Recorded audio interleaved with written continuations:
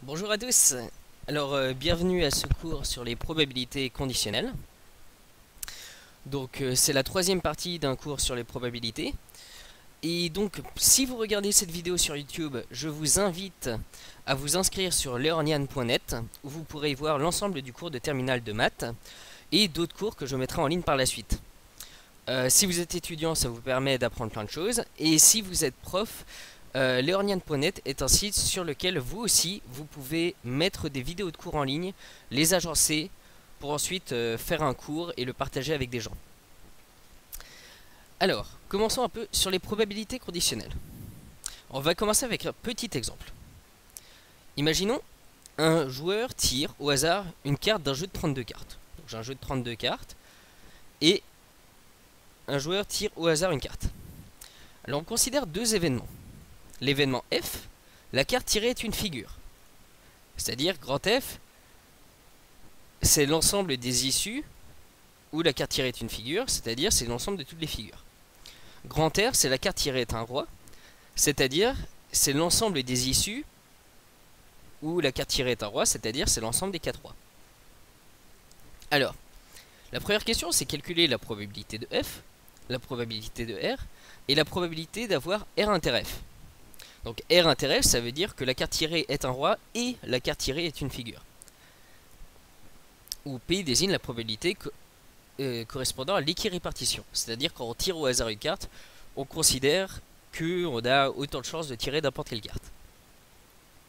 Alors ça va être la première question. Là, pour le moment, il n'y aura pas encore de probabilité conditionnelle. Ça sera avec ce qu'on a vu précédemment. Deuxième question, le joueur affirme maintenant, donc il affirme à l'avance que la carte tirée est une figure.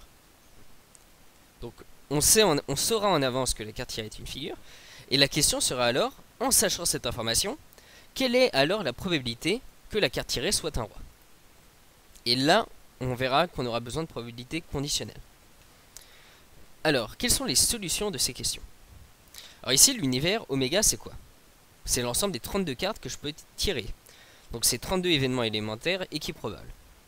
On a donc la probabilité de F dans le cadre d'une loi équirépartie et d'un événement avec un cardinal fini et un univers avec un cardinal fini. La probabilité de F, c'est cardinal de F sur cardinal de oméga, ce qui fait 12 sur 32, ce qui fait 3 sur 8. Voilà, parce qu'il y a 12 figures et 32 cartes. Probabilité de tomber sur un roi, ben, c'est le nombre de rois divisé par le nombre de cartes. Donc c'est 4 divisé par 32, ce qui fait un huitième. Et la probabilité d'avoir à la fois un roi et une tête, c'est-à-dire que ma carte soit et un roi et une tête, ben, c'est la probabilité, c'est le nombre de cartes qui sont à la fois des rois et des têtes, divisé par le nombre de cartes. Le nombre de cartes qui sont à la fois des rois et des têtes, en fait, c'est le même nombre que le nombre de rois, c'est-à-dire c'est 4, parce que tous les rois sont des têtes. Et le grand oméga sous cardinal, c'est 32, et donc ça fait un huitième. Alors voilà. Donc ça, c'était pour la première question, où là, on procédait comme ce qu'on faisait avant, c'est-à-dire on n'a pas de probabilité conditionnelle, on connaissait notre ensemble oméga et nos événements F et R directement.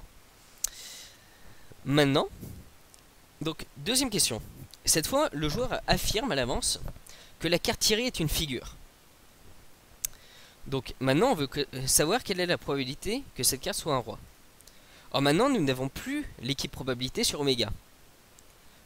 En effet, les seuls événements de probabilité non nulle sont ceux qui sont constitués d'une partie des 12 figures du jeu de cartes.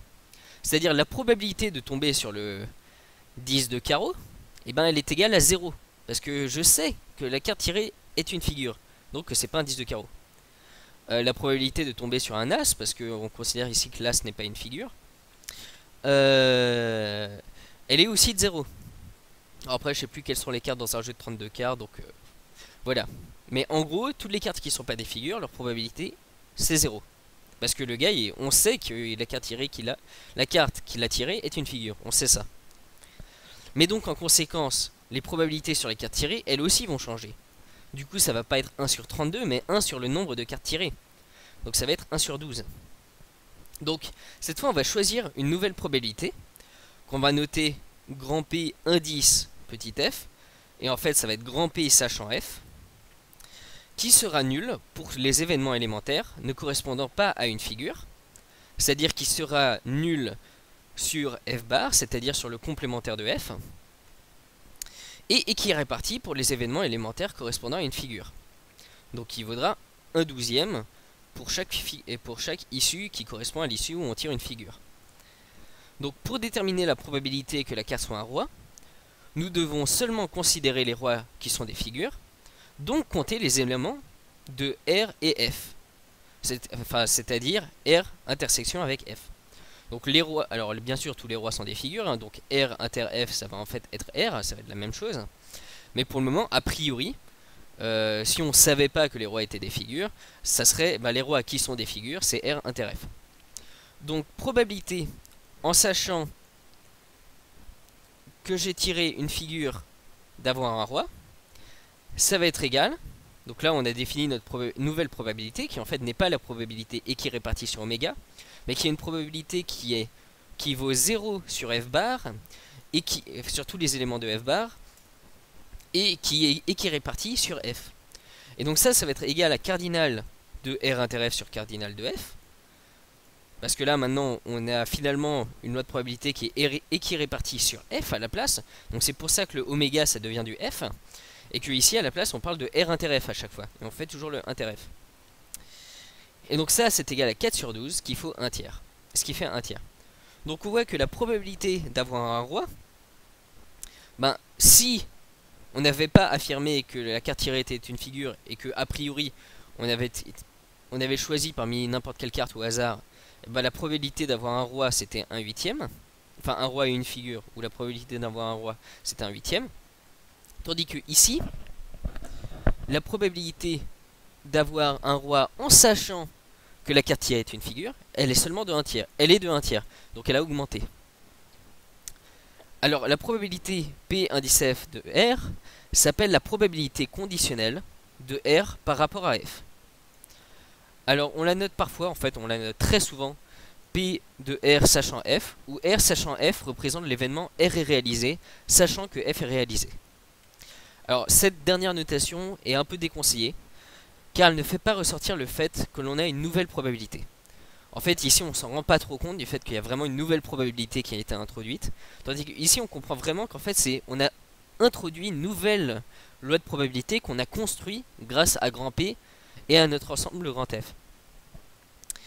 Donc ici, la probabilité conditionnelle de R par rapport à F, c'est égal à P de R inter F divisé par P de F. Alors on va maintenant généraliser ce résultat. Donc là on l'a fait au travers d'un exemple, et maintenant on va donner la définition générale. Donc, théorème, soit une expérience aléatoire d'univers grand oméga, avec ici on va se placer dans des cardinaux finis, donc grand oméga de cardinal fini, c'est-à-dire que c'est un ensemble fini. Grand P, une probabilité sur oméga, donc ça on l'a déjà défini, c'est une loi de probabilité, hein. Et grand B, un événement, tel que la probabilité d'avoir l'événement grand B est différent de 0. Donc c'est-à-dire c'est un événement qui est possible quelque part, il peut se passer, j'ai une probabilité de tomber dessus. Quand je fais pile, face ou tranche, l'événement tranche, on va dire qu'en pratique, il arrive jamais, donc quelque part, j'ai pas le droit de choisir un événement qui n'arrive jamais. L'application grand P indice B, donc probabilité en sachant B, ou probabilité par rapport à B, de l'application. Donc ça, l'application, donc grand P indice B, c'est une fonction qui va de l'ensemble des parties de oméga dans le segment 0,1, le segment réel. Alors, l'ensemble des parties de oméga, il faut se rendre compte, c'est quoi? C'est l'ensemble des événements.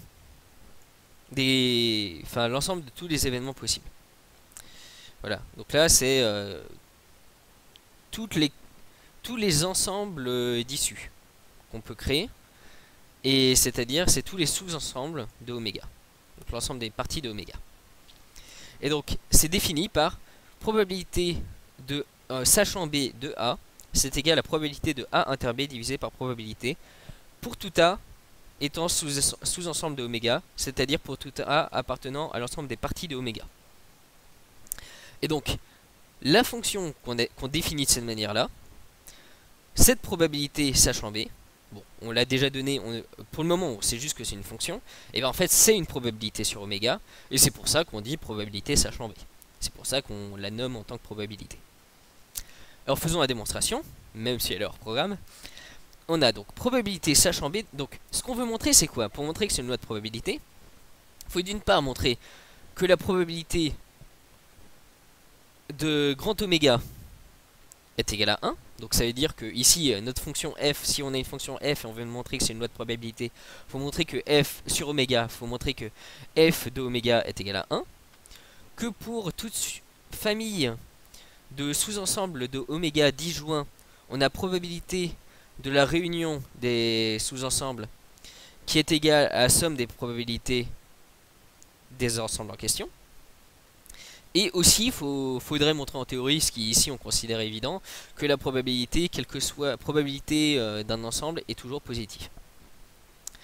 Donc ici, alors déjà, première remarque, probabilité de oméga, donc probabilité sachant b de oméga, c'est égal à probabilité de, par définition, alors maintenant on change de probabilité, ici c'était la définition de probabilité sachant b, maintenant c'est la probabilité sur oméga, donc probabilité sur oméga de oméga inter b divisé par probabilité de, sur oméga de b. Ce qui est égal à probabilité de b divisé par probabilité de b. Bon, en effet, oméga c'est l'ensemble des issues possibles. Grand B c'est un événement, donc c'est un sous-ensemble de oméga. Donc ça veut dire qu'il est forcément inclus dans oméga. Et donc l'intersection c'est bien b.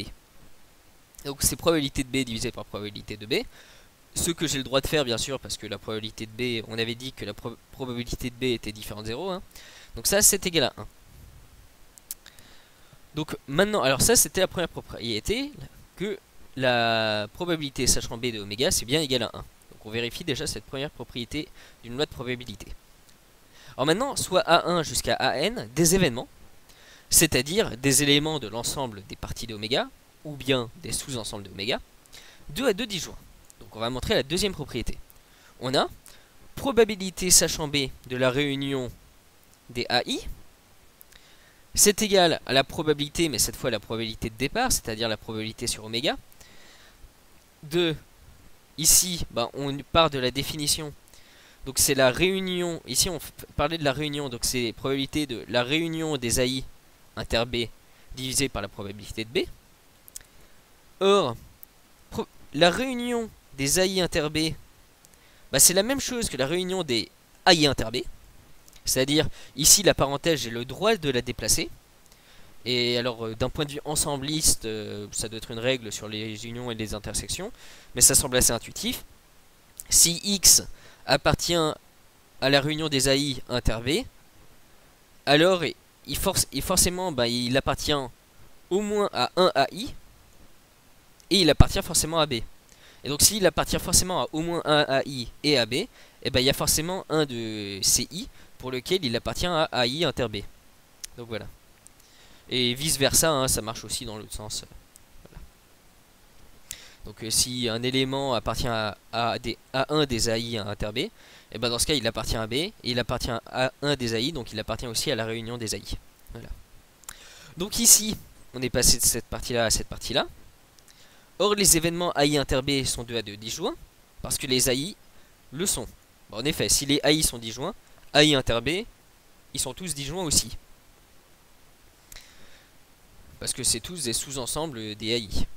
Tous les AI inter B sont plus petits que les AI. Donc si déjà les AI sont disjoints, les AI inter B ils sont encore disjoints.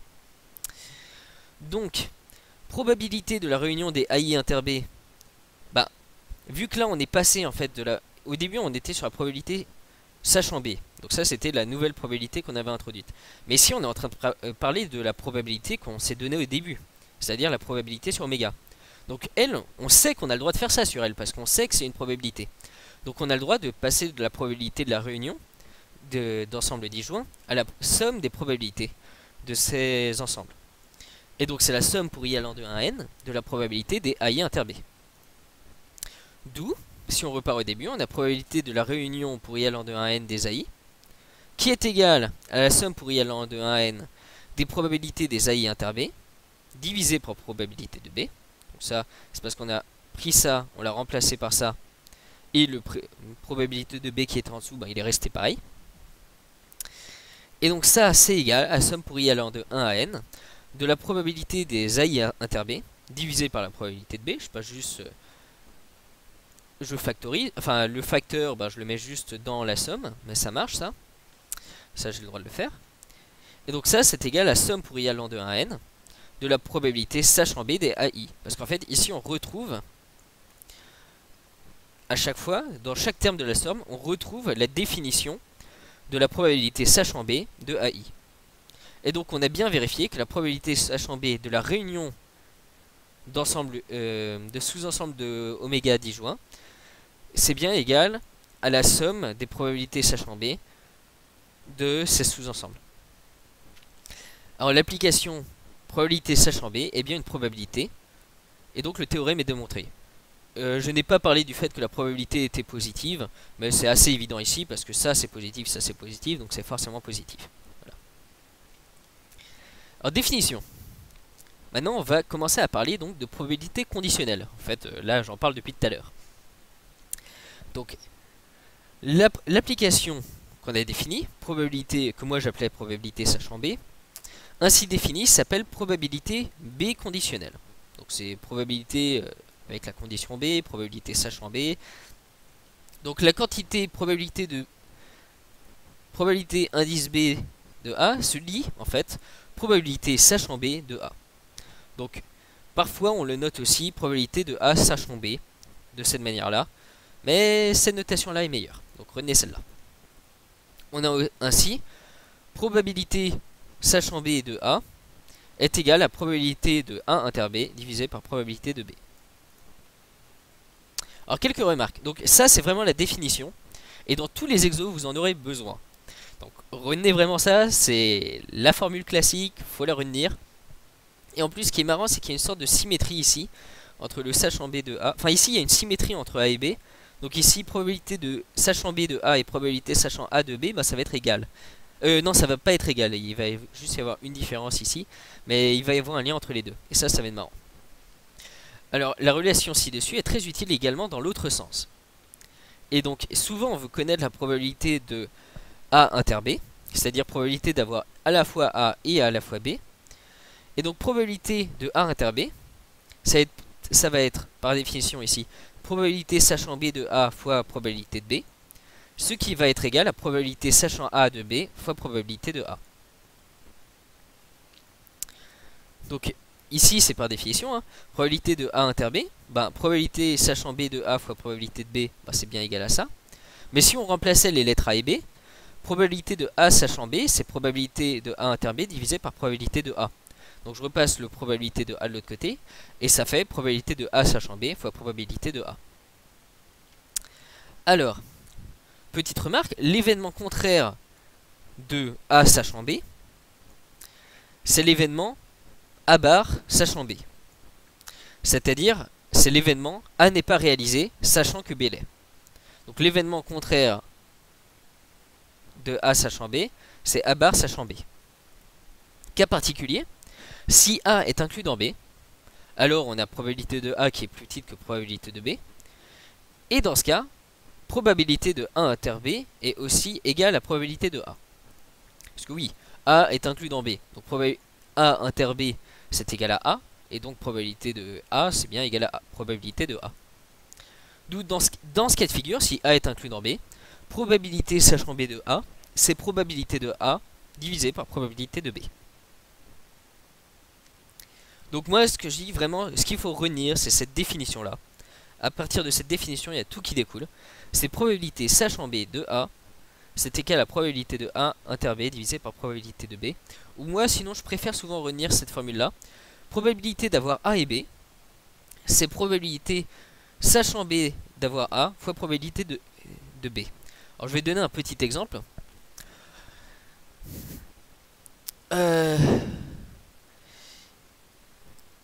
Bon, moi je m'appelle Benjamin.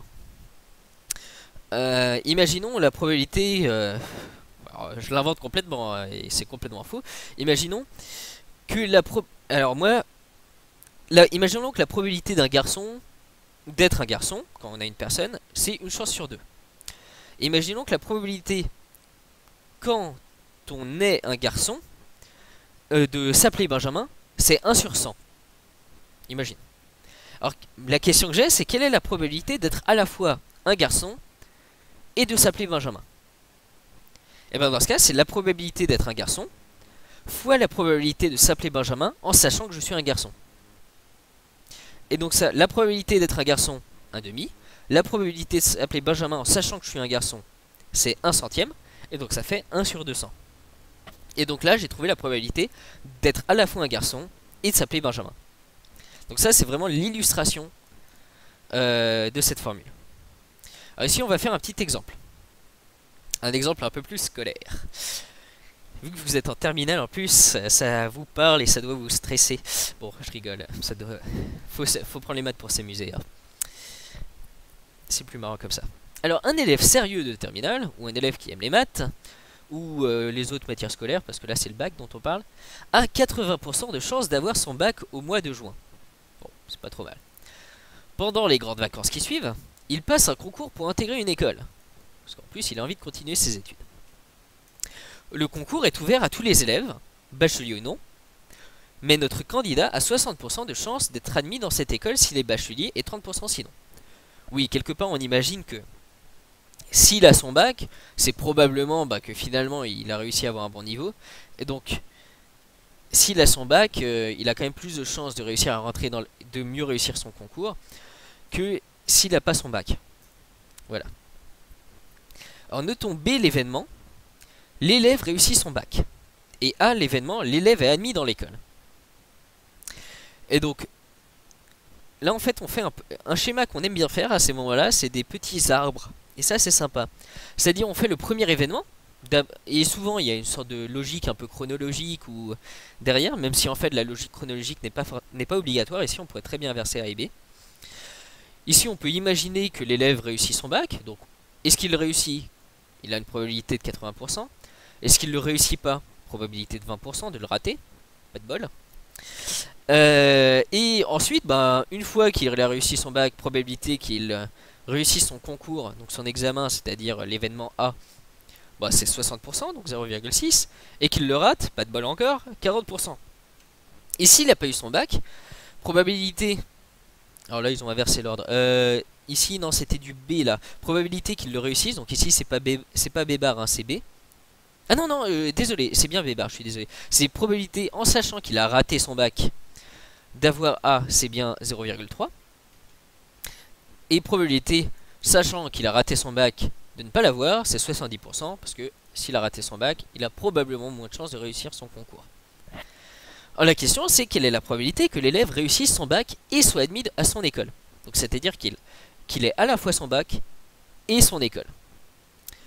Dire qu'il a à la fois son bac et son école, ça veut dire qu'on doit être dans cette partie de l'arbre. C'est-à-dire, il réussit son bac, il réussit son école. S'il réussit pas son bac et réussit son école, il se retrouve ici, mais dans ce cas, il n'a pas son bac. Il a son école, mais il n'a pas son bac. Là, ici, il a son bac. Ici, quand il se retrouve ici, il a son bac, mais il n'a pas son école. Et ici, là, il a ni son bac, ni son école. Donc nous, la probabilité que l'élève réussisse son bac et soit admis à son école, c'est probabilité de A inter B. C'est donc probabilité sachant B de A fois probabilité de A, fois probabilité de B, désolé. Ce qui fait probabilité sachant qu'il a eu son bac d'être admis, c'est 60%. Et probabilité qu'il ait son bac, c'est 80%, ce qui fait en tout 48%. Donc on voit que finalement, c'est pas si simple d'avoir eu son bac et son école. Donc voilà. Alors, ça c'est un exemple intéressant, mais très scolaire. Et voilà, qui fait penser aux classes. Mais maintenant, on va avoir un exemple un peu plus concret et quelque part plus intéressant. Le tiers d'une population a été vacciné contre une maladie. Donc, au cours d'une épidémie, on constate que sur 15 malades, il y a 2 personnes vaccinées. Donc, en moyenne, sur 15 malades, il y a 2 personnes vaccinées. Et la question, c'est est-ce que le vaccin est efficace? Parce que là, c'est pas évident. Parce que, en effet, le vaccin ne vaccine pas tout le monde. Mais peut-être que s'il n'y avait pas eu de vaccin, les 15 malades seraient... peut-être que dans les 15 malades, peut-être que toutes les personnes auraient été vaccinées. Et peut-être qu'en fait, le vaccin aurait vraiment été inefficace, ou même pire, aurait encouragé les gens à être malades. Donc la question c'est finalement, est-ce que notre vaccin il a aidé les gens, ou est-ce qu'il les a pas aidés du tout? Donc pour le savoir, ce qu'on veut, c'est comparer la probabilité d'être malade, donc la probabilité d'être malade en sachant rien, c'est-à-dire sans, sans savoir, sans savoir si on est vacciné, et on veut comparer cette probabilité avec celle d'être malade sachant que l'on a été vacciné. Notez, probabilité sachant que je suis vacciné d'être malade. Donc, ici on veut montrer que finalement la probabilité en sachant que je suis vacciné d'être malade, eh ben, est plus faible que la probabilité d'être malade sans savoir que je suis vacciné.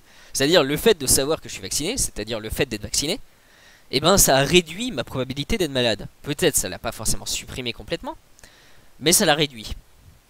Alors par hypothèse, on a probabilité d'être vacciné qui est égale à 1 tiers. Et probabilité, sachant que je suis malade, d'être vacciné est égale à 2/15. Alors là, juste remarque, hein, d'un point de vue méthodologique, c'est pratique souvent d'écrire les données qu'on connaît dans un tel exo. Alors maintenant, voilà. Probabilité, sachant que je suis vacciné, d'être malade. Donc nous, c'est ça qu'on veut comparer à probabilité d'être malade. Donc ben, déjà, on se doute bien que finalement, il faudra écrire la formule. La fameuse formule du cours. Donc ça, c'est probabilité d'être malade et vacciné divisé par la probabilité d'être vacciné. Or, la probabilité d'être malade et vacciné, là, je peux réutiliser la formule, mais avec, pas en probabilité sachant que je suis vacciné, mais avec probabilité sachant que je suis malade. Donc c'est-à-dire réutiliser la formule sur probabilité de M inter V, mais dans l'autre sens, avec l'autre équation, c'est-à-dire en utilisant la propriété ci-dessous. Où là, on voit qu'on peut passer de cette forme-là à cette forme-là.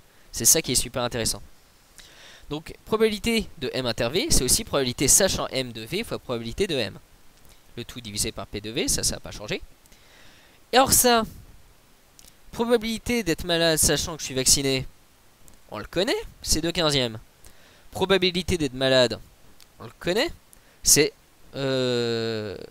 quoi? Non, on le connaît pas en fait, je raconte des bêtises. Mais c'est ce qu'on cherche, par rapport à quoi on cherche à le comparer. Donc on va le garder. Donc ici j'avais du 2/15. Et ici je divise par du 1 tiers. Donc ça veut dire multiplier par 3. Et donc à la fin j'obtiens que la probabilité, sachant que je suis vacciné, d'être malade, c'est 2/5 de la probabilité d'être malade. Donc conclusion, la probabilité, sachant que je suis vacciné, d'être malade est bien strictement plus petit que la probabilité d'être malade. Sachant rien a priori. Donc, on a probabilité, sachant que je suis vacciné, d'être malade, qui est strictement plus petit que P de M. Donc, le vaccin est efficace. Enfin, efficace pas à 100%. Hein. Ma probabilité, sachant que je suis vacciné, d'être malade, elle n'est pas nulle. Mais le vaccin aide quand même les gens parce qu'il réduit leur chance d'être malade. Alors maintenant, on va voir une remarque intéressante, c'est... On va voir avec une hypothèse de plus... qui va être de connaître le nombre de malades, on va pouvoir en déduire quelle est la proportion de malades dans la population. Quelque chose qu'on ne connaissait pas a priori. Donc ici, on suppose de plus que sur 100 personnes vaccinées, 8 sont malades. Donc maintenant, la question c'est quelle est la proportion de malades dans la population.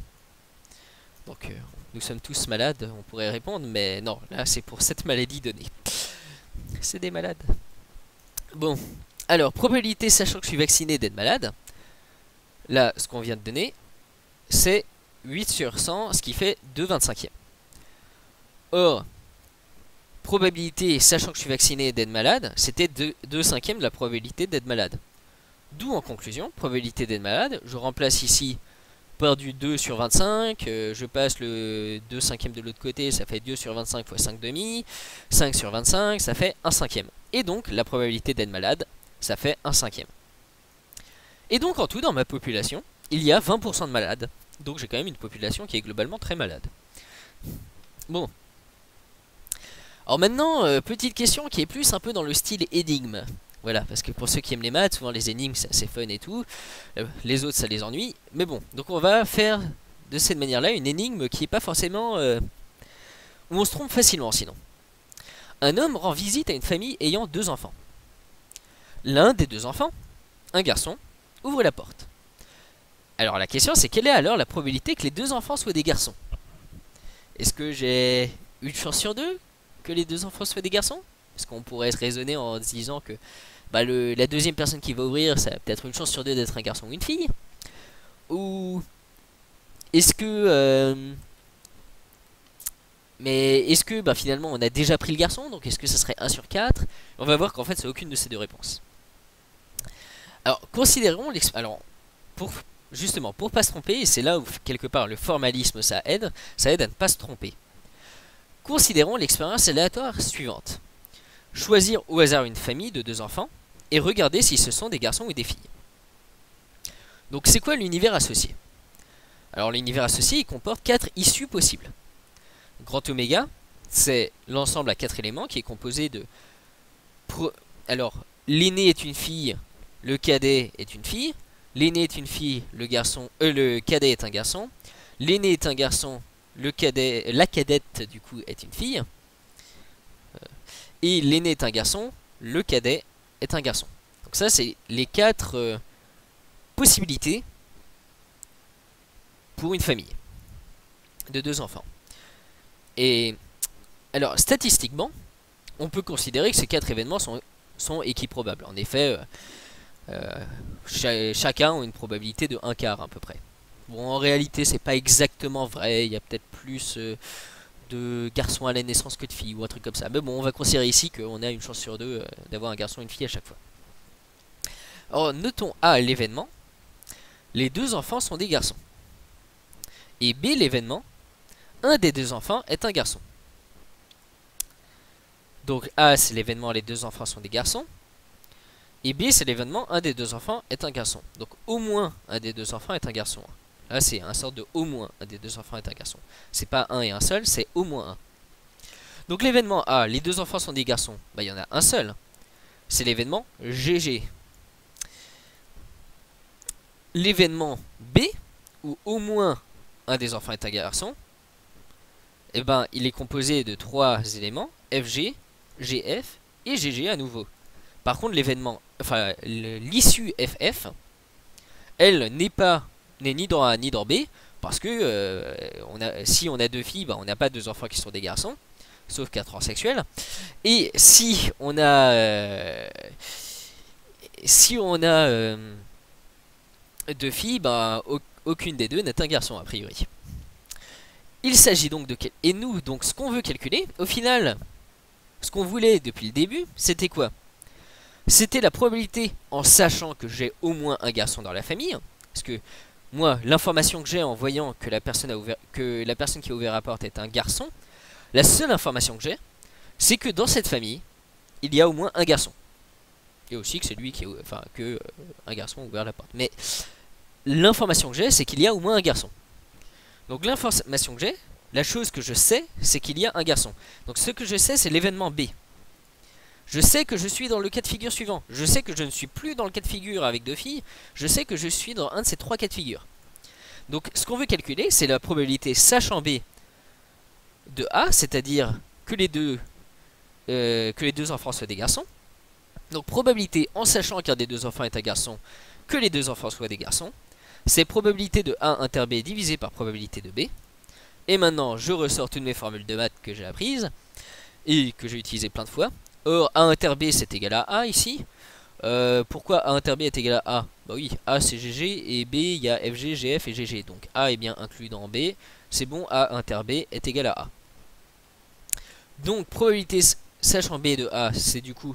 ici A inter B c'est A, donc je remplace A inter B par A. Donc c'est probabilité de A divisé par probabilité de B. Ça fait 1/4 divisé par 3/4. Et on tombe sur la réponse miraculeuse que la probabilité, en sachant que j'ai au moins un garçon, que en fait les 2 enfants soient des garçons, en fait elle est de 1/3. Elle n'est pas de 1,5, elle n'est pas de 1/4, elle est de 1/3. Parce qu'en fait le seul cas que j'ai supprimé c'est le cas fille-fille. Alors maintenant petit théorème. Formule des probabilités totales. Donc soit oméga a un univers muni d'une probabilité grand P. Donc là, situation classique, on définit un univers, un espace probabilisé, grand oméga, l'ensemble des parties de oméga et grand P.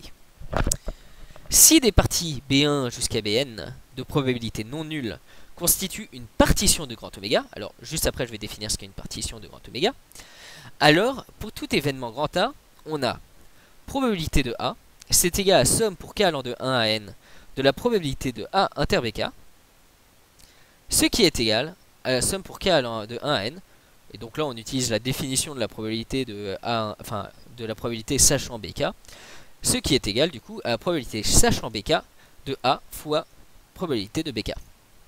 Alors petite remarque en fait, hein, qu'est-ce que dire que B1Bn forme une partition de grand oméga?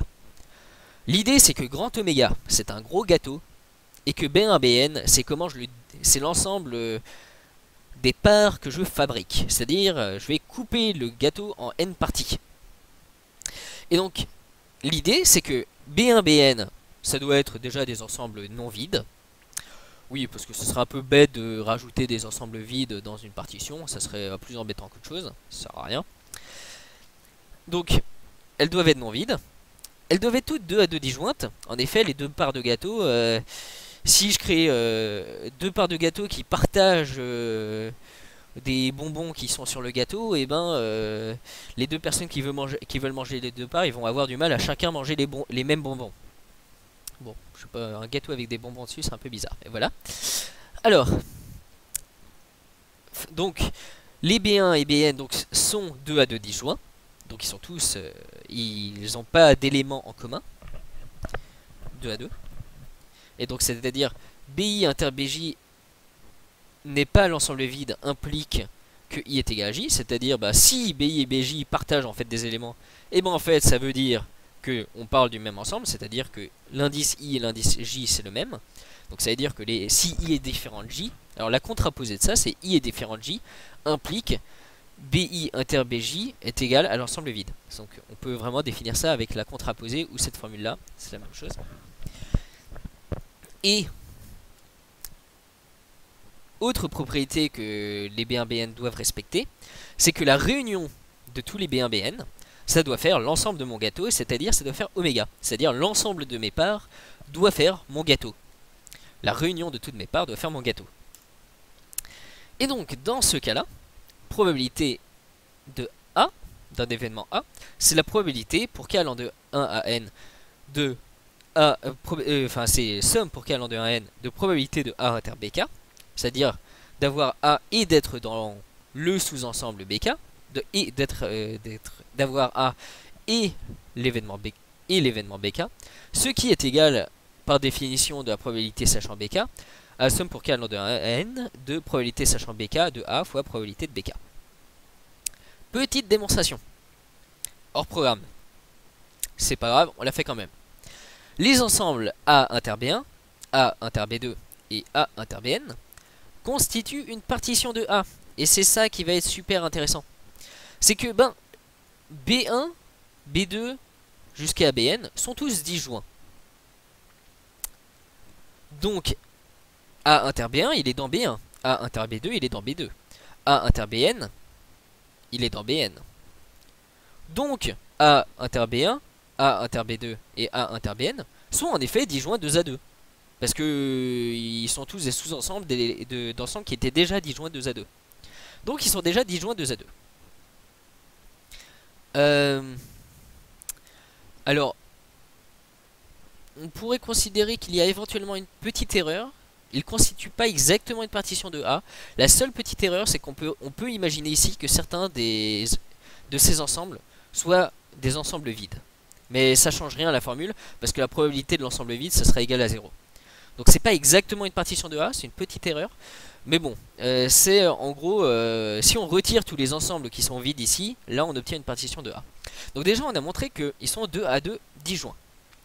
Montrons que leur réunion est égale à A.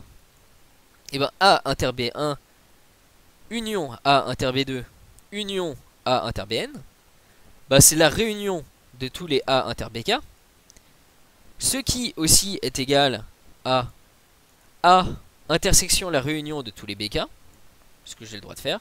La réunion de tous les BK c'est oméga, A est inclus dans oméga, A inter oméga est égal à A, et donc c'est bien vraie cette partie-là. Alors maintenant, on a montré, donc sauf ensemble vide, que A inter B1, blabla, jusqu'à A inter Bn constitue une partition de A. Si on retire les A inter Bi qui sont des ensembles vides. Alors maintenant, montrons la formule qu'on voulait montrer, c'est-à-dire celle-là. La suivante, elle découle directement de ce qu'on a vu plus tôt dans le cours. Donc, probabilité de A, c'est égal à la probabilité de la réunion pour k allant de 1 à n des A inter Bk. Bah oui, parce que les A inter Bk, on a dit que leur réunion c'était A. Et en plus, on sait que ce sont tous des sous-ensembles disjoints. Donc, j'ai le droit, parce que grand P c'est une probabilité, de passer de la probabilité de la réunion d'ensembles disjoints à la somme des probabilités des ensembles en question. Et donc c'est somme pour k allant de 1 à n de la probabilité des A inter Bk.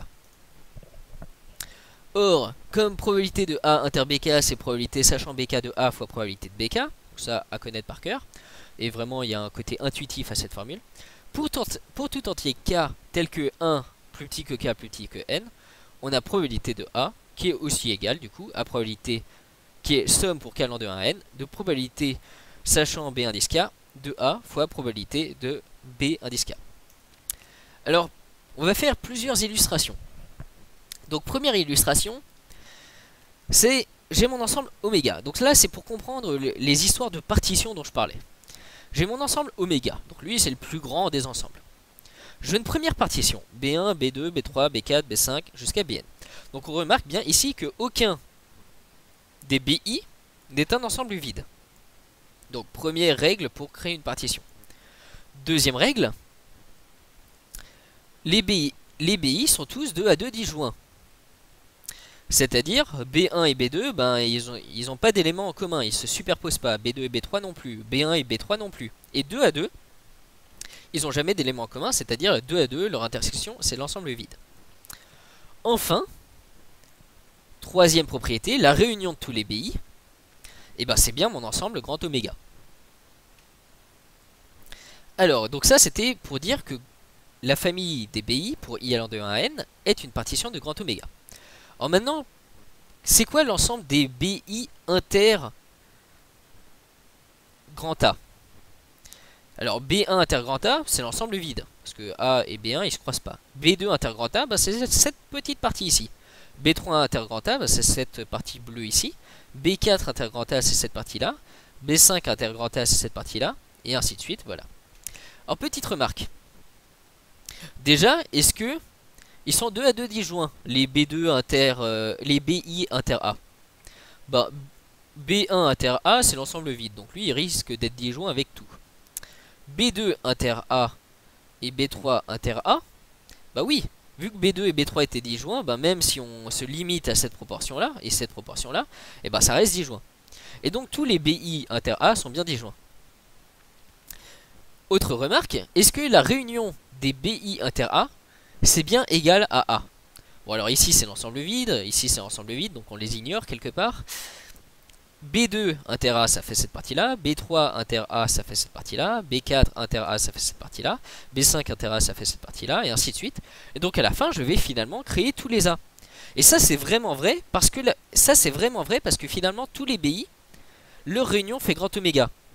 Donc je ne risque pas de quelque part manquer une partie de A. Je vais vraiment faire toutes les... je vais manquer aucun élément de A au final. Et donc là j'ai bien montré que la famille des BI inter A telle que BI inter A est différent de l'ensemble vide, et ben cette famille c'est une partition de grand A. Alors maintenant illustration sur un arbre. Donc ici j'ai probabilité de B1, probabilité de B2, probabilité de B3 jusqu'à probabilité de Bn. Donc ça c'est ce qu'on a ici. Ensuite j'ai probabilité sachant B1 de A, probabilité sachant B1 de A bar, probabilité sachant B2 de A, probabilité sachant B2 de A bar, et ainsi de suite. Et donc, qu'est-ce qui se passe ici? La question en fait c'est qu'au final, ce qu'on va dire c'est que la probabilité de A, donc la probabilité d'avoir A, ça va être la somme de toutes ces probabilités là. C'est-à-dire ça va être la probabilité en sachant B1 d'avoir A, plus la probabilité en sachant B2 d'avoir A, plus la probabilité sachant B3 d'avoir A, plus la probabilité sachant Bn d'avoir A. Et donc ça, c'est vraiment l'explication de cette formule ci-dessus. Donc c'est que finalement, vu que tous les B1 jusqu'à Bn, c'est l'ensemble des issues possibles et qu'on n'a pas d'autres branches qui vont ailleurs, et que là on a vraiment créé toutes les branches de notre expérience, et bien si on fait tous les A qui découlent quelque part de cette branche-là, c'est-à-dire probabilité sachant B1 de A et de A bar et compagnie, et bien si on refait la somme, on tombe bien sur la probabilité de l'événement A tout bêtement. Donc remarque, la formule des probabilités totales reste vraie si B1 jusqu'à Bn sont des événements 2 à 2 incompatibles, et si A est inclus dans la réunion pour I allant de 1 à n des BI. Donc voilà, en fait, la réunion, en fait les BI, c'est pas obligatoire qu'ils forment une partition de grand oméga. En fait, ce qu'il suffit, c'est que A soit bien dans la réunion des BI de la famille qu'on considère. Donc c'est, en fait, au fond, au strict minimum, ce qu'il faut, c'est juste ça. Alors, en effet, si la réunion pour I allant de 1 à n des BI, c'est grand oméga, ce qui est le cas le plus enfin, qu'on utilise le plus souvent, en fait, on va bien avoir A qui va être inclus dans oméga, parce que oméga, c'est le plus grand des ensembles en question. Mais en fait, le seul truc qu'il faut, c'est que A soit inclus dans la réunion pour I allant de 1 à n des BI. Alors, on a en particulier, donc là, remarque intéressante, probabilité de A, c'est probabilité de A inter B plus probabilité de A inter le contraire de B, c'est-à-dire B bar. C'est-à-dire, la probabilité que je m'appelle Benjamin, c'est égal à la probabilité que je m'appelle Benjamin et que je sois un garçon, plus la probabilité que je m'appelle Benjamin et que je sois une fille. Parce que je sais pas s'il y a des Benjamin filles, mais bon. Ok, je crois pas en plus. Alors, on pourrait remplacer ça par Raphaël, qui est un nom à la fois masculin et féminin. Ça colle mieux. Alors, exemple. Reprenons l'exemple de notre élève qui passe son bac et son concours. Donc eux, ils aiment bien les concours. Alors, on rencontre cet élève au mois de septembre et il nous dit qu'il a été admis à l'école. Donc, on sait dans ce cas qu'il est admis à l'école. Mais la question c'est, est-ce qu'il a son bac? Parce qu'on ne sait pas s'il a son bac ou pas. Peut-être qu'il l'a, peut-être qu'il l'a pas. Donc ce qu'on veut calculer, c'est probabilité en sachant qu'il a son école, donc il a été admis, d'avoir son bac. Probabilité sachant qu'il a été admis, qu'il a eu son bac. Donc ça, c'est probabilité de A inter B divisé par probabilité de A. Et c'est là où on va utiliser notre super formule. Ce qui est égal à probabilité de A inter B divisé par probabilité de A inter B plus probabilité de A inter B bar. Parce que B et B bar, ça forme une partition de grand oméga. Ce qui fait 0,48 divisé par 0,48 plus, alors probabilité de A inter B bar, donc c'était la probabilité qu'il soit admis et qu'il n'ait pas son bac. Et donc ça on avait vu précédemment que c'était 0,3 fois 0,2. Donc là en fait c'est probabilité sachant qu'il n'a pas son bac d'être admis. Donc probabilité sachant qu'il n'a pas son bac d'être admis, c'était 0,3 fois 0,2.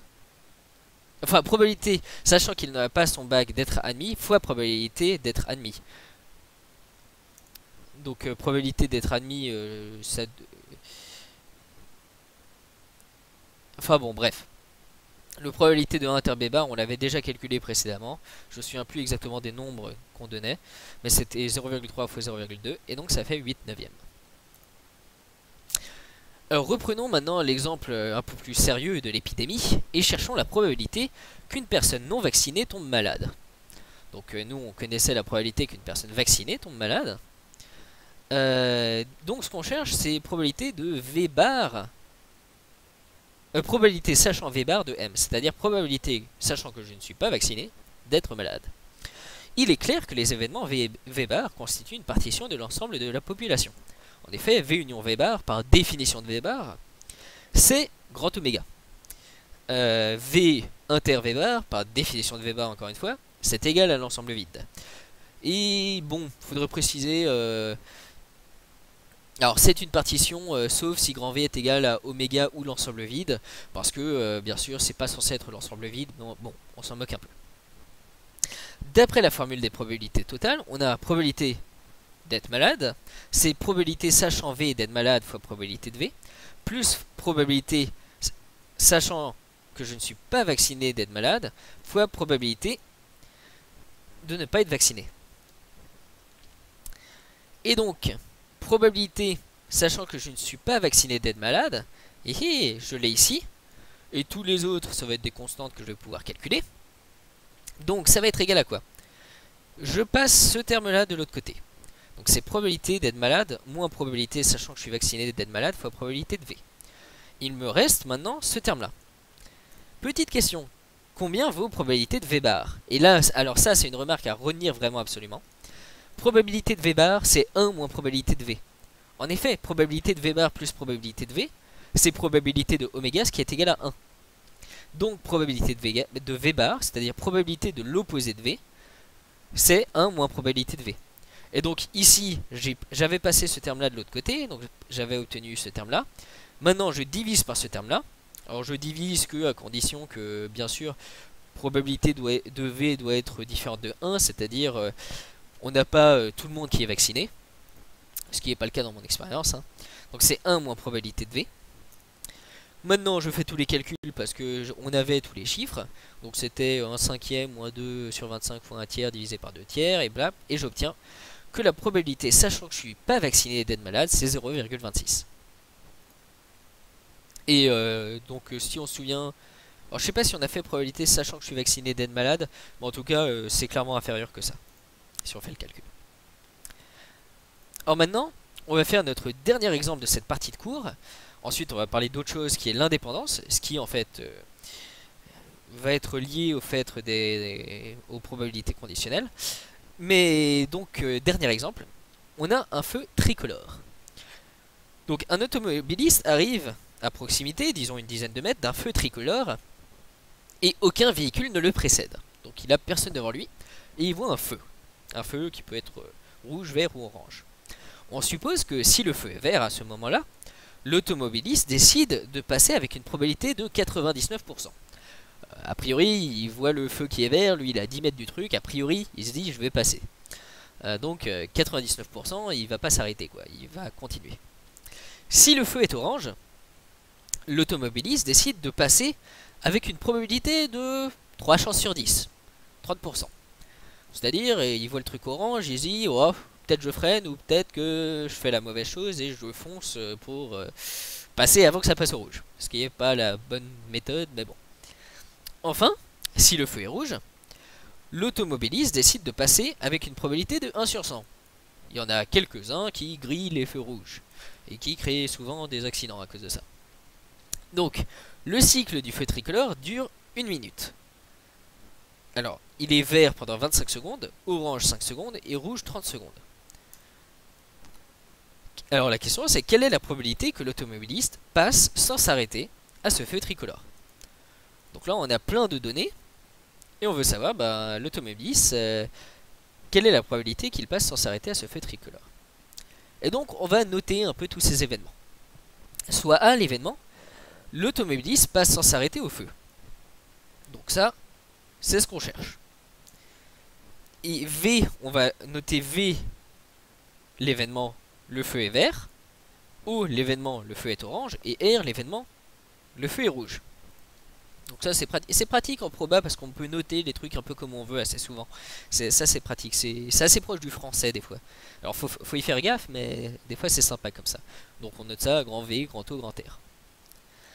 Donc V, O et R, c'est bien une partition de grand oméga. En effet, le feu, il peut être rouge, orange ou vert, mais il y a, bon, alors il n'y a pas d'autre possibilité.